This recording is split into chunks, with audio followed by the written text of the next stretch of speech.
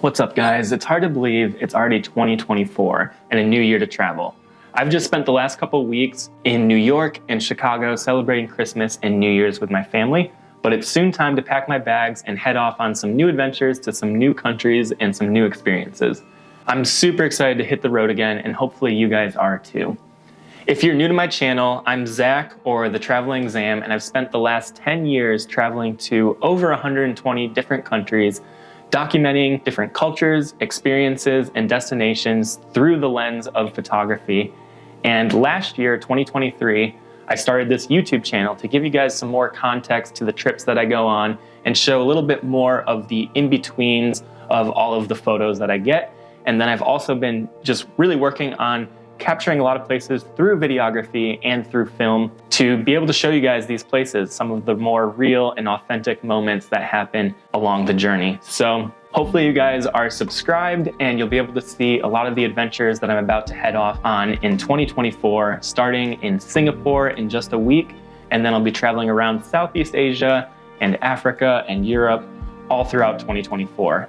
Now, as you're looking to fill your travel calendar this year, I thought I'd put together a top 10 list of some of the best destinations that I visited that are a little bit more unique, a little bit off the beaten path, and just some amazing places that I've rediscovered and really fell in love with the last couple years. And hopefully some of these places will inspire you as you're trying to figure out where you want to head to this year. So let's start with one of the places that surprised me the most the last couple years, Saudi Arabia. After decades of isolation, Saudi Arabia has been positioning itself as a top tourist destination, investing heavily into new infrastructure and luxurious experiences. This is a place you definitely want to visit sooner rather than later to be in on this secret destination before it erupts on the world stage. Riyadh is emerging from the desert as an entertainment capital, with vast modern infrastructure, but also exploring and securing their rich heritage by preserving some of the old towns that created the region. A trip to the beautifully blue Red Sea leads you to more heritage sites in the historic old town El Balad in Jeddah. Then heading north into the deep deserts of Arabia takes you to El Ula. This was one of the most magical stops, with epic desert landscapes blending with a modern artistic culture. This region is quickly becoming one of the most fashionable places to visit in Saudi Arabia, and a place you should definitely add to your travel bucket list soon. About the size of the state of New Jersey, Lebanon is a very small and manageable country to visit, with an outsized influence on the world. Once the Paris of the Middle East, its main city of Beirut was once a flourishing capital with state-of-the-art architecture. War in the late 1900s halted much of this prosperity, leaving half-built cinemas and shopping centers, shredded by bullets, leaving memories of the turmoil the country has been through.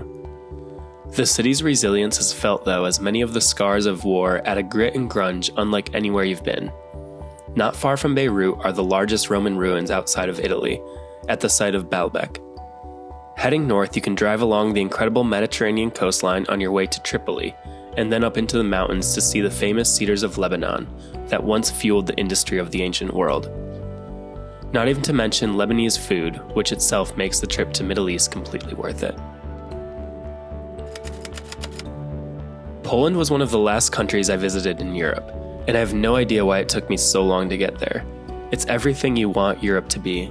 Colorful old towns with mighty castles, with open market squares and towering church spires. Incredible food, epic mountains, modern skylines, balanced by a somber World War II history. Eastern Europe has always had a draw to me, and not being on the euro has a slightly cheaper price tag, yet with the highest of European standards. All the way in the south you have Krakow, which is a picture-perfect medieval walled city, with a castle and Gothic cathedral towering above. Far to the east of the country are the incredible Tatra Mountains, and the adorable mountain town of Zakopane. I never pictured such natural beauty in Poland. In the middle of the country is the very cosmopolitan capital, Warsaw, full of some of Europe's most impressive skyscrapers, alongside elegant old town streets. Then far to the north is the historic Gdansk, a colorful old town and the site of the first attack of World War II.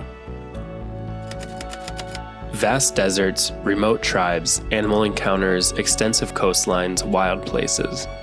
Namibia is one of the most unique places in Africa and every travel photographer's dream. Where else can you see endless sand dunes crash into the ocean or stark dead trees sprout from the desert, lions roar in the jungle, and wild desert elephants roam? Remote tribes opening up their homes to get an authentic look into the alternative ways of living. From the capital of Windhoek, it's best to get a 4x4 vehicle that can drive you down the rugged landscape to Sossusvlei. Here you are completely surrounded by red-orange sand dunes, and a trek deep into the desert reveals Deadvallei, a stark landscape where dead trees jut out of the sand above the salty remains of water that once inhabited the desert. Then out towards Swakopmund is one of the most dramatic scenes, as it is one of the only places in the world to watch the blue ocean waves crash into the massive desert dunes. Heading to the north to Etosha is a completely different landscape, as greenery sprouts from the land where plenty of wild animals roam, including the elusive rhino and leopard. Namibia's raw, rugged adventure and well off the beaten path, and a lifetime trip that shouldn't be missed. With all of the negative press and news on the region, I honestly was not that excited to visit Central America. But after my trip to Nicaragua in early 2023, I'm dying to go back. I couldn't believe how good the tourism infrastructure was and how epic the adventures were.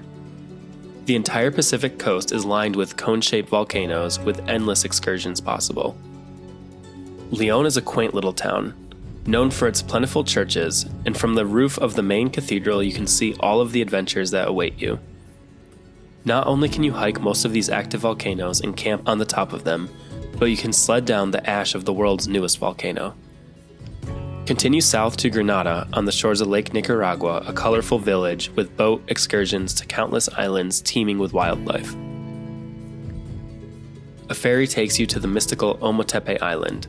This small island is composed of two perfectly cone-shaped volcanoes, an amazing place to rent a scooter and zip around to all of the island's hidden hikes and beaches.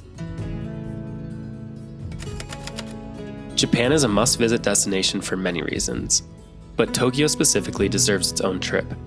It's the largest city in the world, with countless restaurants, shops, buildings as far as you can see. It's an incredible futuristic city that is buzzing with life. Old historic temples with peaceful Zen gardens starkly contrast bright neon streets with bustling crowds.